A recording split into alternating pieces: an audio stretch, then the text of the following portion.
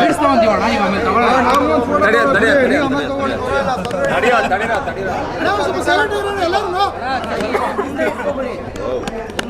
ಕೈ ಎಳಿಬಾರ್ದು, ತಪ್ಪಾಗುತ್ತೆ.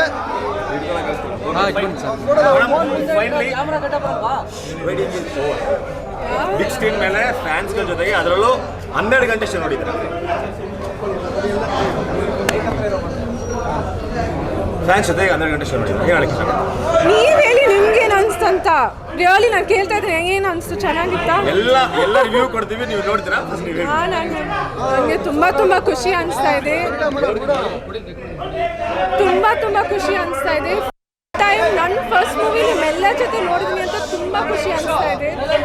ಇವಾಗ ನಿಮ್ಮೆಲ್ಲರಿಗೆ ಗೊತ್ತಾಗಿದೆ ಸ್ಟೋರಿ ಏನು, ನನ್ನ ಕ್ಯಾರೆಕ್ಟರ್ ಏನು. ಅಫ್ಕೋರ್ಸ್ ಪಸಂದಾಗೈತೆ ಅಂತ ನಾನು ಹೇಳ್ಬೋದು ಕಾನ್ಫಿಡೆಂಟ್ ಆಗಿ.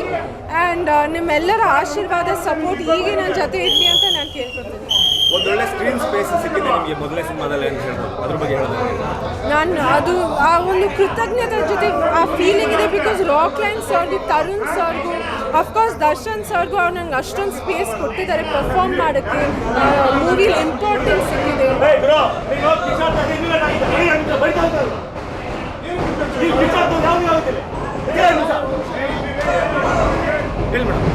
ತರುಣ್ ಸರ್ಗೂ ನಾನು ತುಂಬ ಥ್ಯಾಂಕ್ಸ್ ಹೇಳೋಕ್ಕೆ ಇಷ್ಟಪಡ್ತೀನಿ. ಬಿಕಾಸ್ ಅವ್ರು ನನಗೆ ಅಷ್ಟೊಂದು ಚಾಲೆಂಜಿಂಗ್ ಕ್ಯಾರೆಕ್ಟರ್ ಕೊಟ್ಟಿದ್ದಾರೆ, ಪರ್ಫಾರ್ಮೆನ್ಸ್ ಓರಿಯೆಂಟೆಡ್ ರೋಲ್ ಕೊಟ್ಟಿದ್ದಾರೆ.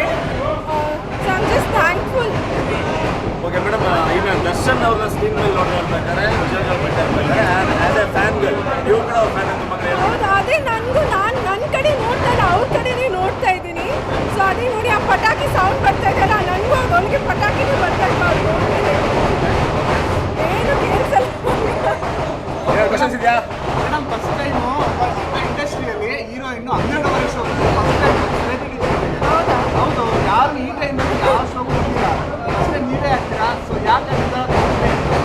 ಯಾಕೆ ಅಂತನಾ ಆ ನಿರ್ಧಾರ ಯಾಕೆ ತಗೊಂಡ್ರೆ? ನನಗೆ ಕಾಯ್ತಾ ಇದೆ ಮೂವಿ ನೋಡೋಕ್ಕೆ, ನಾನು ಇನ್ನೂ ನೋಡೇ ಇಲ್ಲ ಅಂತ. ಸೊ ತುಂಬ ಅಭಿಮಾನಿಯಾಗಿ ನನ್ನ ಮೊದಲನೇ ಸಿನಿಮಾ ಆಗಿ ನಾನು ಕಾಯ್ತಾ ಇದ್ದೆ ನೋಡೋಕ್ಕೆ. ಅದು ನನಗೆ ಆಗಿಲ್ಲ ವೇಟ್ ಮಾಡಲಿಕ್ಕೆ. ಓಕೆ, ನೀವು ನಿಮ್ಮ ಬ್ರದರ್ ಒಟ್ಟಿಗೆ ಕುತ್ಕೊಂಡು ಸಿನಿಮಾ ನೋಡಿದ್ರಿ? ನೀವು ನಿಮ್ಮ ಬ್ರದರ್ ಒಟ್ಟಿಗೆ ಕುತ್ಕೊಂಡು ಸಿನಿಮಾ ನೋಡಿದ್ರಿ? ಬ್ರದರ್ ಏನು ಹೇಳೋದು? ಅವ್ರಿಗೆ ತುಂಬ ಇಷ್ಟ ಆಯಿತು, ತುಂಬ ಚೆನ್ನಾಗಿ ಬಂದಿದೆ ಅಂತ ಹೇಳ್ತಾ ಇದ್ದಾರೆ. ನಾಳೆ ಸಿಗೋಣ, ನಾನು ಬರ್ತೀನಿ ಅನ್ಕೋಬೇಕು. ಫೈನ್ ಏನು ಕೇಳಿಸಲ್ಲ. Thank you